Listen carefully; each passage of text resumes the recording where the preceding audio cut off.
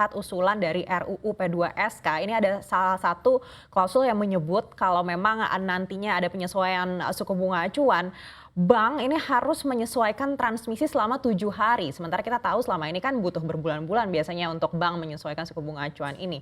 Anda lihat apakah klausul ini masuk di akal? Oke, mungkin kalau sudah jadi rancangan kita sama-sama melihat ya bareng-bareng ya. Mungkin bukan bukan make sense atau nggak make sense. Mungkin saya mencoba menyampaikan beberapa faktor yang menurut saya quite fundamental buat suatu bank dan bergerak sebagai pelaku perbankan di industri di Indonesia. Pertama adalah biasanya kalau Anda tahu kita punya ALCO ya. Jadi kalau misalnya penyesuaian di sisi suku bunga aset itu nggak bisa dilakukan satu sisi.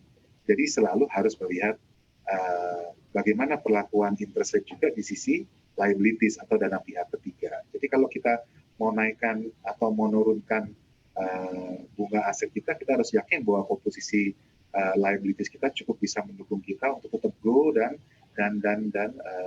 mengcover semua resiko yang dialami perbankan. Itu pertama. Kedua adalah kita mungkin saya bisa fokus untuk bisa memahami sama teman-teman perbankan juga, bukan hanya yang tertulis tapi yang tersirat juga ya, karena spiritnya mungkin kalau misalnya suku bunga turun, bank cepet dong turunin suku bunganya. It makes sense, tapi kalau bisa regulasinya bisa mengakomodasi kenaikan dan penurunan ya.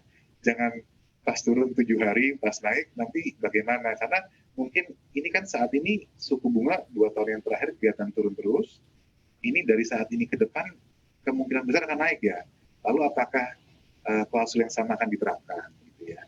Yang ketiga practicality sih. Mungkin Anda juga tahu ya, kalau kita punya kredit consumer atau KPR di perbankan, itu biasanya pembayarannya atau suku bunganya fix, terus pembayarannya tiap 3 bulan. Jadi kalau mengubah suku bunga yang jangka pembayaran temponya 3 bulan misalnya periodenya dalam 7 hari, secara praktis mungkin agak sulit ya Anake. Itu sih yang saya lihat sebagai kesan pertama. Tapi mungkin diskusi lebih lanjut dengan regulator terkait mengenai implementasi dan practicality daripada RUU ini mungkin sangat diperlukan ya.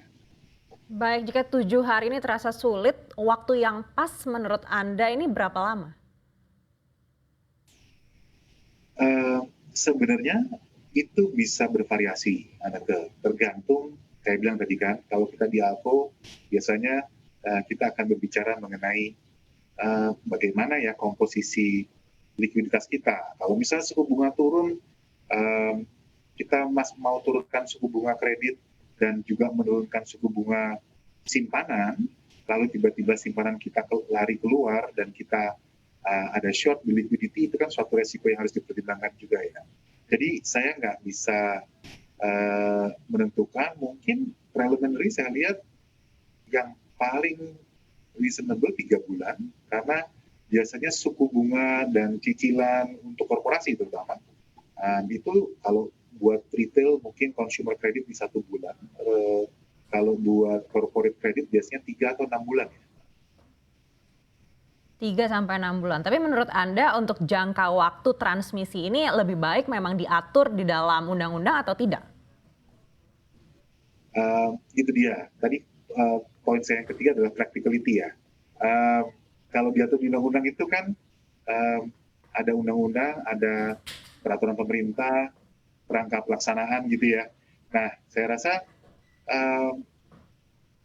ini agak sedikit lebih detail dan lebih customized di setiap banknya. Jadi kalau diatur di level undang-undang, apakah perlunya diatur di level pelaksanaan ya, sehingga kalau implementasinya itu bisa dibuat lebih fleksibel sesuai dengan bisa mengakomodasi pergerakan pasar gitu kan ya.